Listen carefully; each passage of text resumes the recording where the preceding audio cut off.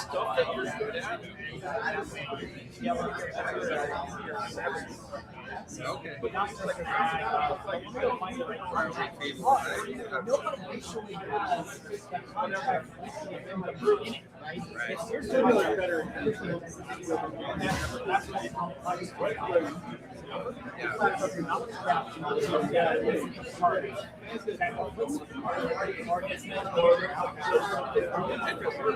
Yeah, they have access to one of the largest kind of legal data sets in the world too. I don't know if you know Thomson Reuters. LexisNexis is they're both competing for the same kind of consumer space, right? For lawyers, right? Essentially doing kind of case law and analysis. Pretty interesting work. So, are you working right now, or kind of? Oh, okay, yeah. So that's it. Are you applying AI in your kind of current? Oh, okay, really? Okay, awesome. So you're building this stuff. Oh, really? Okay. Are you using LLMs in-house or kind of just, okay. Yeah. So in terms of kind of, you're not building your own transformers or anything, are you? Okay. You're using off-the-shelf multi-phase kind of. Okay.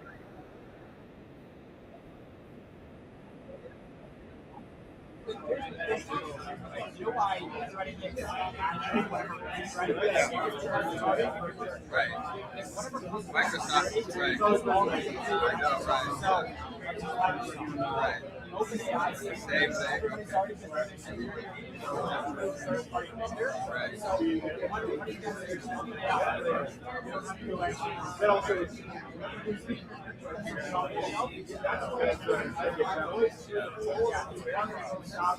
Our platform. Yeah, no, okay. I don't know. I'm Steven. We might have met before. Have you been part of Justin Graham's event? Yeah. Okay, yeah, that's where I recognize you. Yeah, I was at the Applied AI conference. Can I give you a flyer?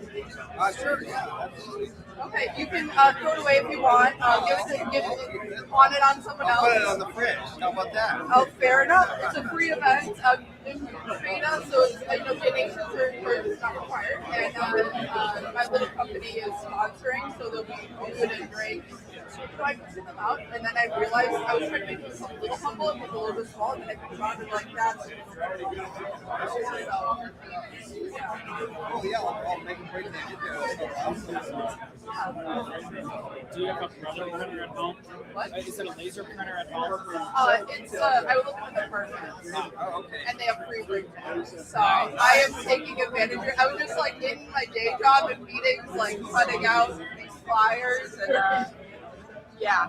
I don't know. Kind of old school, right? Oh, very old school. Yeah, I just went to flyers there, and I was just like, I go to a bunch of events, so I'm just like, here's a flyer, and I feel a little obnoxious, but. So free printing, but no free paper cutter, right?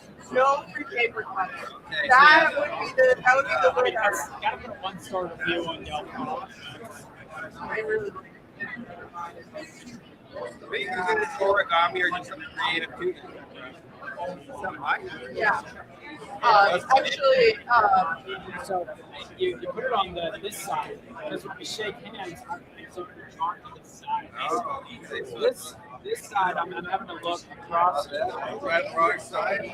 You're doing the right thing. do you want to? Let's just take a new name tag. I'll put that away. I think you're more famous than I am. So, What do you do? I run a small consulting agency. We're involved with AI and like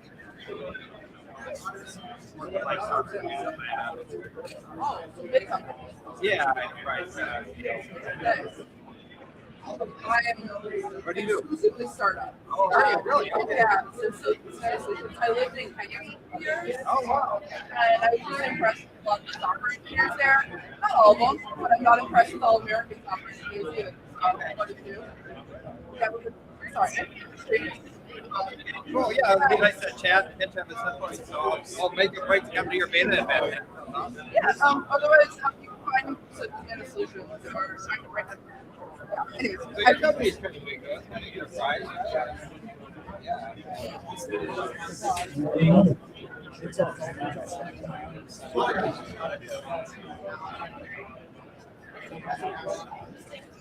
I know, right? So, exactly. So, I'll send you a LinkedIn invite too. I'll share the access.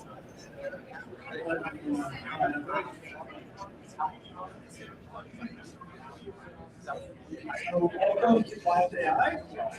This is our semi-our last we have 4 amazing speakers tonight. We forward to hearing what they're building and sharing their stories. If you're new here, please be sure to register. Register. Let you know ahead of time any unique things we want to offer on our website. Some other benefits. Additionally, you're going to hear 4 speakers, but in the next coming months, there is some availability for other speakers. I want to discuss solely about maybe some things you want to ask. Feel free to scan the QR code here and submit a form. See, it's very, very relaxed. We do not have any slides or sell what they're trying to do. It's the entire community of what they're building. That's it. Here, Philip. Sorry. Oh.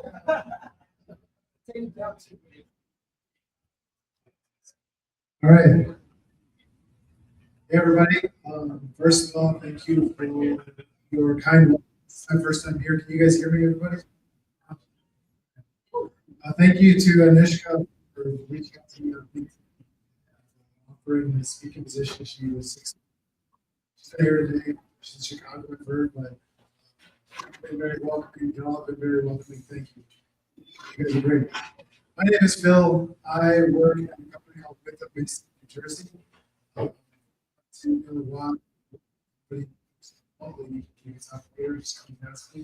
long story. My wife is a psychologist. She studied in Baltimore. Baltimore is not New Jersey. So you can ask me about that later. So I was driving here today and I'm like, how am I going to try this on some people know about this AI products more than I did. So and I wasn't even going to try, and I was just going to chug beer and come up here and just start talking about some stuff. So, what have I been working on? Like I said, I work at Meetup in New Jersey. I'm a consultant, a software consultant. So, my company delivers software and cloud solutions for clients. I'm more on the software side. I have a passion for DevOps, actually. I don't know, my brain is wired in a strange way, and I have a lot of fun doing that kind of thing. With AI disrupts everything with software, right? You guys, if there's any programs here, obviously it disrupts every industry, but in particular, writing anything, including software, has been disrupted. I see it personally as an accelerator. We've been using it, we've seen it since 2022, 2023, ChatGPT, LLMs, before that machine learning, et cetera, but LLMs really are what kicked off writing code. What have we been working on? For clients, last year I worked with a product called Sweet Agent. Is anybody familiar with software engineer bench? This guy here, you. So Sweet Bench is what a software engineer bench is, a benchmarking tool, I believe, by Princeton. Princeton, anybody? I think they publish it, right? They write some open source software which will actually run programming challenges with different models, different industry models, and will post the results on the website. So in order to do that, they use a tool called Sweet Agent. Sweet Agent was one of the first times I'd been exposed to agentic development, which is you tell the bot to do something, it rolls with it, writes code, it creates files, does all its thing. You walk away and go get coffee, come back and see what it did later, and hopefully it didn't format your drive. So Sweet Agent, it's open source. We downloaded that. Basically, we took our Jira stories, fed it into Sweet Agent with some modification, and then Sweet Agent would open a PR, right, based on our code base and what was in the Jira story. Best case scenario, that would be like a maybe 10% boost to the developers, 1%. They'd be able to get in there and be like, okay, I see what they're going with here, and use your co-pilot or whatever, and roll with it. Worst case scenario was just a throwaway, right? We had mixed success with that. So we've moved on from that because I mean there's so many agents now. Claude Code, Gemini, CLI, Codex. You guys have probably all used these, or we can talk about it later if you have questions. But Sweet Agent was very cool at its time, but really the agents, you can download them, they're free. 5 minutes, you can have Gemini set up as an agent. Speaking of agents, I still meet with clients who are copying and pasting their code into a web browser to help them write code, right? This happens all the time. Just last week I was like, what is your workflow? It's like, well, here's a module, like I need to refactor it, so I copy it into ChatGPT and it refactors it and I paste it back in. Oh my goodness. If you take one thing away from my talk today, if that sounds familiar to the workflow you're using, take 5 minutes and install Gemini CLI, and you're going to see amazing results almost right away. Okay, anyway, a couple minutes left. My company built a tool called Servo. It doesn't do anything with AI specifically other than act as a proxy for these AI tools to route models through. So specifically, a lot of our cloud customers have security and privacy concerns. They run their models with Bedrock, or AWS Bedrock, or Azure AI Foundry, or whatever it's called. So this Servo tool routes your AI tools through a central location and then gives you a model that's hosted privately. And you can use that Servo tool to generate statistics about who's using the tools. What is the success rate? What kind of PRs are being merged, or how much code is being accepted? That's another tool that we built. Finally, we've been doing a lot of work with GitHub Spec Kit. Has anybody heard of Spec Kit? GitHub Spec Kit. Somebody over here was like, yeah. All right, so this is a tool. That's great. All right, so this is new to everybody. This is a tool that was released in September of this year from Microsoft. And what it is it helps you it's a set of prompts that are loaded into your code repository. And it's like a white glove, almost like a wizard to writing your code. So you say, okay, I want to generate a constitution for my code base, which is like the general overarching themes of your code base. What is it doing? What's it supposed to do? Does it need unit tests, et cetera, et cetera. And then it's going to say, okay, what is your specification? You write a couple sentences. It asks you back and forth, what are the edge cases? It goes through all this stuff, documents it right there in source control. Once you have the specification, guys, the code can be written in any language. It can be refactored, redone. It's an amazing tool. GitHub Spec Kit. Check it out. We're doing it for our clients and internally. Lastly, I just want to say thank you, and thank you for being so welcoming. Does anyone have 2 questions before?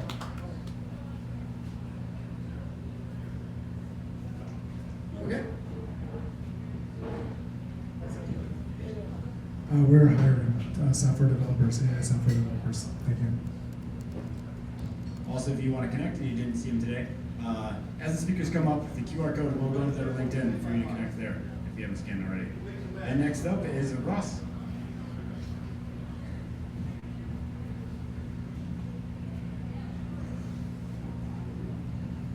Well, the first thing I would say, the first thing I would say is, no, Jake did not ask his grandpa to come speak to Wild AI tonight.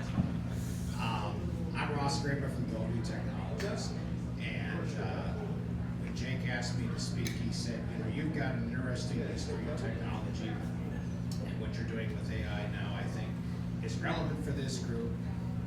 So basically, what GoView Technologies is about is, for over 10 years, we've been a software development, solution-based company that focuses on clients and use cases and business challenges.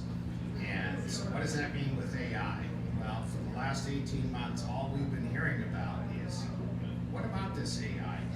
And this community, you guys, every time I come here, you guys are very connected to what you can do with the technology, what you guys can do with the capabilities. Technology advances, what are the problems you can solve?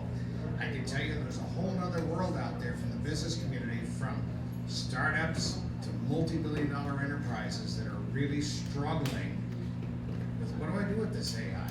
How do I generate value? How do I create solutions that are going to give a return on investment? Well, what GoView does today, quite frankly, is we spend a lot of time talking to businesses about, how do you envision the future of your business? You know, these are the kinds of things that AI can do for you. We are a technology company, but we spend very little time talking about tech for quite a while. We spend an awful lot of time talking about what really drives value in your business and what drives differentiation. And really, when I talk to all of you, you guys are brilliant. I'm astounded at what you guys are able to do with the technology. And quite frankly, I'm envious. And looking at the gray hair, I wish like hell we would have had the compute power that you guys have access to today back in the 80s when I was doing defense work on the F-16. We were constantly challenged with compute power, doing machine learning or pattern recognition or image recognition, trying to do terrain following radar. I mean, for crying out loud, I was just telling a story about the fact that I was doing assembler programming, of all things, because we needed to move information really fast across a very small interface to solve a problem. And one of the things that AI, from my perspective, that is the most powerful is the compute power you guys have access to. And with all the positives, the negative is the fact that you take it for granted, that compute power, and you don't get back to the fundamentals. What am I really trying to solve here, and how do I really generate value? I talk to business leaders, CEOs, executives, financial types every day, and these guys talk about, what the hell is this going to do for us? How am I going to generate value? How am I going to generate a return that drives my business? The other thing I hear from these guys, quite frankly, I'm talking to you because I'm worried about what the other guy is doing. What is he going to do to completely reinvent his business such that I'm irrelevant? That's the opportunity, but that's also the challenge. When you guys are, I love coming to this group because I talk to brilliant people here that have brilliant ideas on how to use AI. And when Jake talked to me 6 months ago, he said, I'd love to have you come up here and talk to this community about this, because, and he's right, this is a brilliant group of people. But what you've got to be able to do is you got to translate into, how does this help the company disrupt their marketplace? Or how does this help the company transform their marketplace?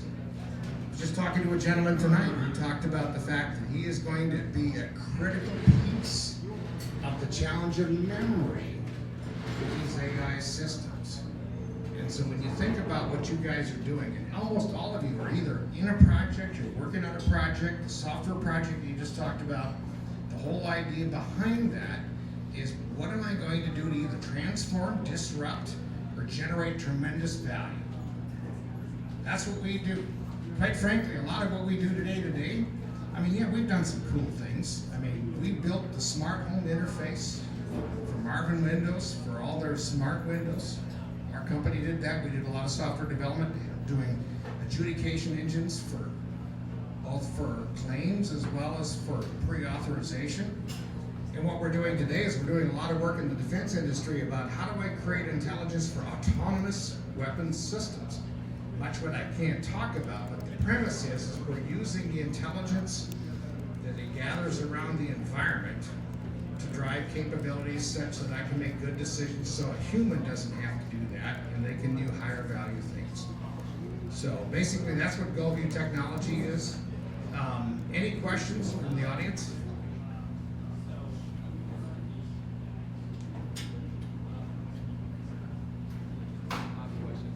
Go ahead. How do you reduce risk? How do I reduce risk?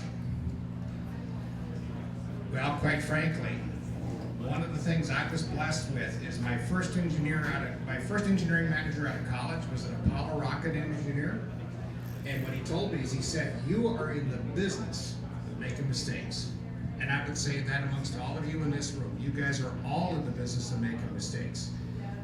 How you manage risk, quite frankly, is recognizing you're going to make mistakes.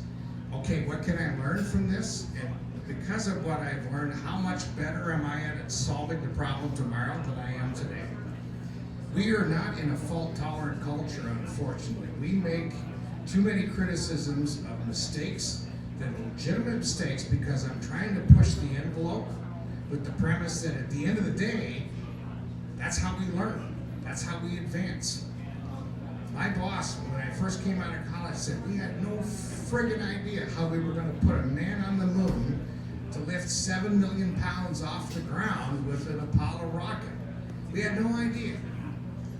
Just kind of made it up as we went along. Obviously a lot of solid engineering, but at the end of the day, we were not afraid to make mistakes. But a cardinal rule that we followed every day is when we make a mistake, we're going to learn from it. We're going to apply the lessons learned from that mistake, and we're going to go back at it tomorrow with the idea we learned something, and we're moving the ball forward in innovation. So, how do we manage risk? Quite frankly, you acknowledge that, hey, if we're really going to move and disrupt and innovate, we're going to make mistakes. But I'm going to build an organization, and I'm going to build a culture around when I make a mistake, we're going to acknowledge it, we're going to accept it, we're going to learn from it, and then we're going to do something different tomorrow to take advantage of what we learned. Any other questions? I'm sorry, I talked way too long. So. Thank you, Russ.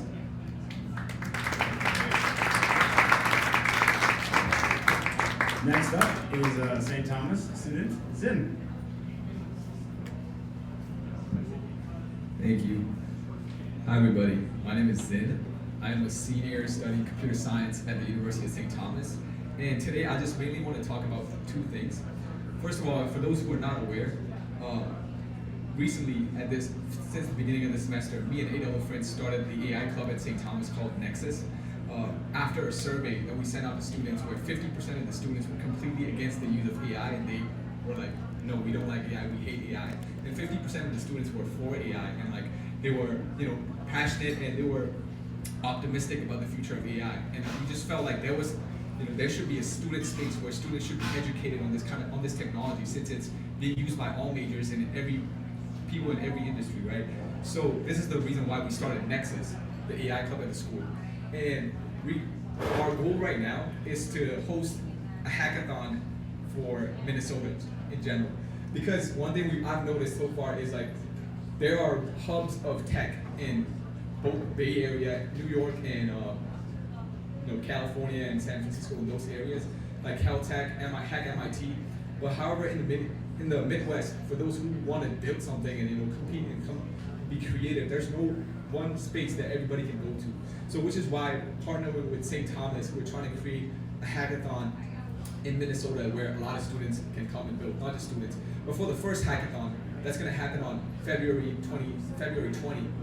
And in that hackathon, we're trying to host university students and high school students to come build something for nonprofits. So my request for you guys from this speech is, I just want to let you guys know, if you guys know any nonprofit businesses who might benefit from this, who might want to participate, or who might even want to donate or something like that, please reach out to me and connect with me, because we're trying to get the ball rolling on this hackathon. And secondly, the thing that I want to talk about is this is a project of mine that I've been building. So as a student, as the semester is wrapping up, we're getting a lot of surveys from teachers asking us to rate the events, rate their classes. And asking every student, nobody really wants to fill out surveys. So I built a project which is a voice AI, which you can just send like a survey, which you can send a link to anybody like a survey. You can program the agent to ask a certain question. So your user can have a conversation instead of filling out a boring form. Right now I'm partnering with school to kind of test it out. Test it out with people who do a lot of feedback at the school. So if you are gathering any feedback, if you do a lot of talking to people and reaching out to people, and if you're interested in using a tool like this, please reach out to us. We're trying to understand how people might use this and just get more feedback about this tool. So thank you so much. That's all I have to say. Any questions?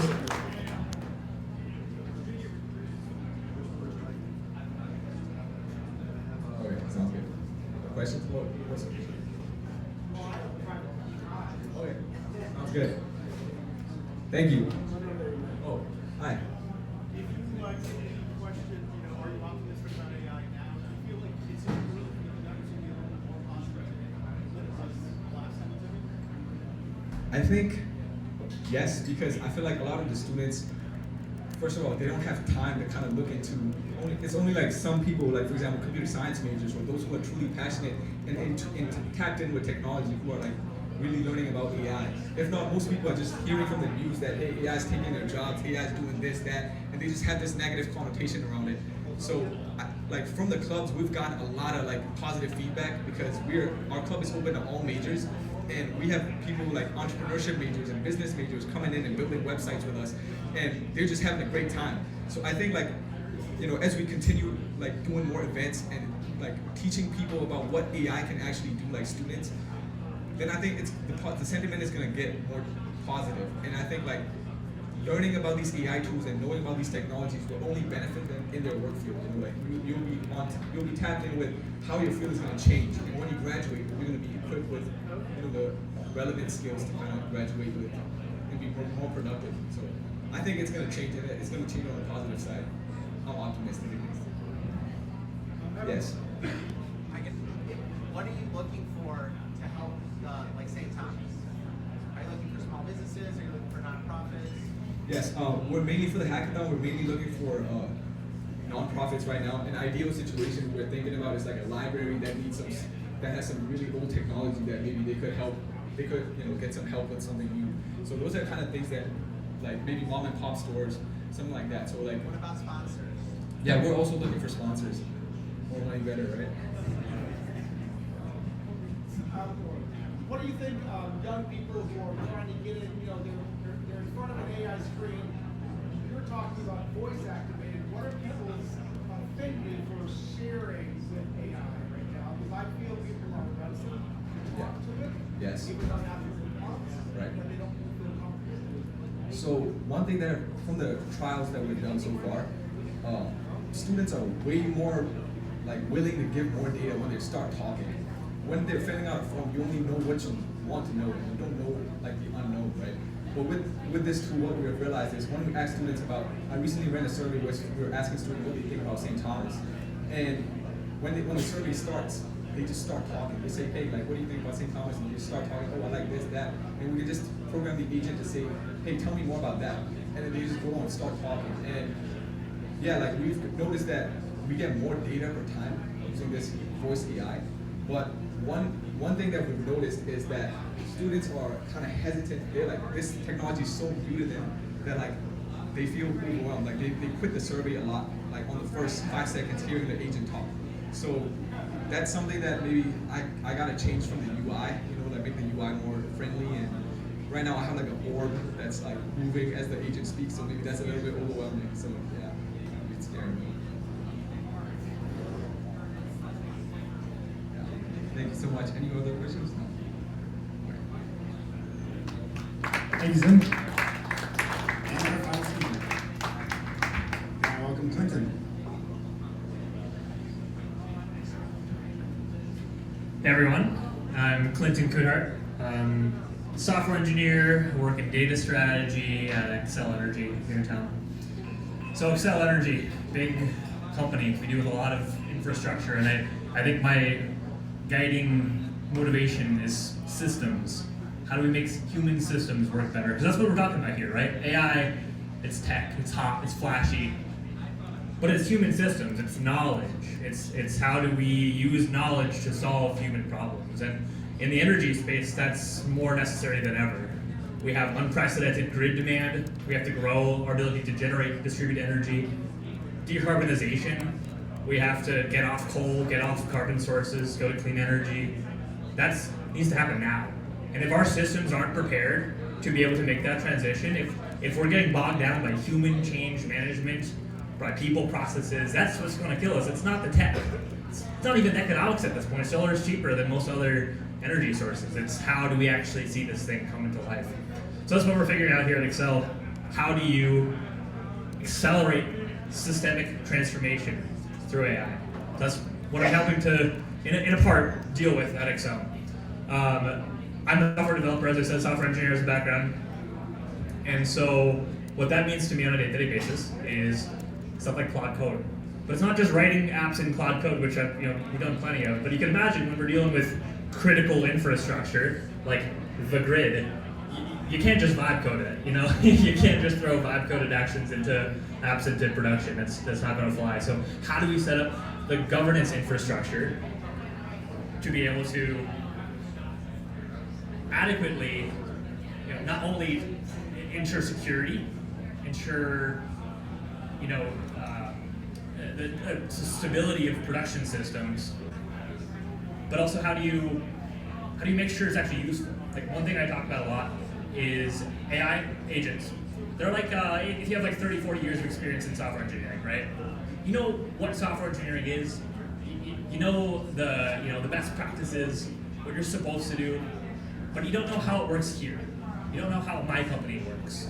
And that's a hard problem to solve, right? I mean, you can build RAG agents, you can expose, data to AI, but until you have an organization that's aligned behind your architecture practices, your ways of doing things, your documentation that's sitting in a Confluence that's been there for 5 years and the original author left 3 years ago. I mean, I'm sure these are problems that you all face. How do you get the organization aligned so that AI or not, AI could not be part of it, and you'd still be maturing your organization to the point where you're not relying on stuff that happens to be floating in that one person's head. I mean, how many meetings have we been on where a production system goes down and you're like, who's responsible for this? Who's in charge? And then one person happens to join and they're like, hey, I should have been pulled in earlier, and it's like the third ping out. It's like, how are the human systems that are powering our world, that are responsible for climate change, that are responsible for your bill at the end of the month, like how are those not scalable to this degree? And the answer to that question is also the answer to how we enable AI in organizations, is changing organizations so that the data is understandable, so that the knowledge is there. And then you start to get this layer on top of it, right? Then you can start talking about how do we get MCP in there? How do we get data products aligned such that AI can introspect that? Instead, now, my job is not, I have to remember 15 different projects I worked on 5 years ago and just happen to be in the room at the right time. It's, how do I think? How do I be a human? How do I create? How do I talk with people? How do I communicate? Like those are the skills that will drive digital transformation, human systems transformation. As an engineer, it's kind of threatening, right? A lot of us have jobs because we happen to know some esoteric programming language, because we know some API contract that we're the only person there for it. And if that's your entire leverage, watch out, because that won't be good enough in the future. But what will be good enough is people who can think, who can problem solve, who can understand what is the business value, what am I trying to do here at my company, and how do I make an impact there. So if you're interested in talking about knowledge systems, if you're interested in talking about human systems, data transformation, digital transformation, how to make AI work at Fortune 500 billion-dollar scale companies where change management is the continual blocker, I'd love to talk more. So yeah, thank you all. Appreciate it. Any questions? quick question here. So you talked a lot about socio-technical systems kind of being the key to unlocking a lot of the change. I know you can't really encapsulate that right now in a sentence or two, but maybe give us some direction, point us in the right way of how to solve some of those big problems. Yeah, it starts with architecture. You have to take data and knowledge, really. We're talking about knowledge here. You have to take it out of not only the brain, but also out of some malformed Confluence document that hasn't been updated in a while, right? You have to start getting that in. And our approach is starting to kind of create this semantic knowledge graph. How do you relate data? Not only through, well formatted data, like structured data, everyone talks about that. But then how do you relate that? How do you start to create an ecosystem of data? That it's not just some API contract living out in the ether, but it's saying that this system connects to that system. That if the AI tool wants to go build authorization in your app, it's not it's not downloading some auth library to go reinvent, Passport over again in your app because that's what it just knows authorization means. It's saying that, at Excel Energy, our authorization infrastructure uses this, this, and that. We're OIDC compliant. We integrate with this system. This is the APIs that I have available. And you've documented that not only so developers can go look at that, but if I'm a new person at Excel, I can go, see exactly what systems I'm supposed to integrate with, who is responsible for those. But then AI systems can start to be really truly agentic, that they're not hallucinating whole new gaps in your knowledge, but they're actually connecting to what you have. It's that organizational context, building out in data, that's the key. Anything else? Yeah, how do you get that structured data in the first place? Like, you said weird influence documents that haven't been updated in 3 years. Like, how do you change that into structured data? Yeah. So, and this is why it's an organizational transformation. It's not just, I would, if anyone of you have a startup idea for how to just do that carte blanche, I think you'll make $1 billion, but that's, we're not there yet. So, I think it's convenient to be situated within a tech services organization because you can start with technical processes, right? If I'm talking about agentic applications that are developing, tech service or technically, grounded products, right? You already have things like API documentation. So if the Confluence doc is not just someone brain dumping, but is actually some API docs, how do I turn that into Swagger? How do I get that in some introspectable document source? So it does take that architecture knowledge. It shifts the architecture from being just pure rote workers to being like, how do I create systems that are introspectable? So I'm building Swagger docs. I'm moving those, maybe using AI tools to move Confluence docs into a more robust format, right? So there's that transformation layer. But then they're also like, how do I shift my organization to thinking like, how am I not just dumping things in the ether, but moving them? And so that's one of the big things we're working on is agentic tools to say, in the moment when I'm building something, how do I not just lose this, or how do I not just put it in some notepad file that's going to get lost? But how do I get this right? How do I catch you right in the moment when we've just got off a critical meeting? Some decision's been made.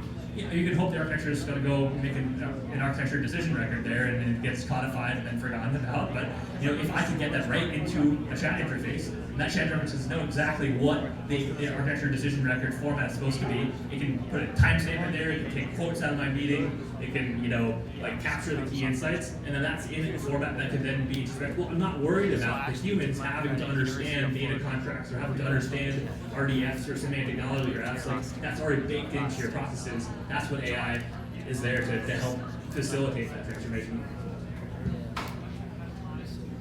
All right, anyone else? Thank you. Appreciate it. Thank you for all our speakers tonight. So this will conclude at least the speaking portion. Obviously, you can still stay around and have a couple more beers. Our 2025 Wild AI is over. We do have one obviously in January. I believe the date is the 19th, so hope to see a lot of faces again. Also, if there's any way we can improve Wild AI, feel free to walk up to me or respond to our emails. We're always open to improving the event. And, thank you all for coming.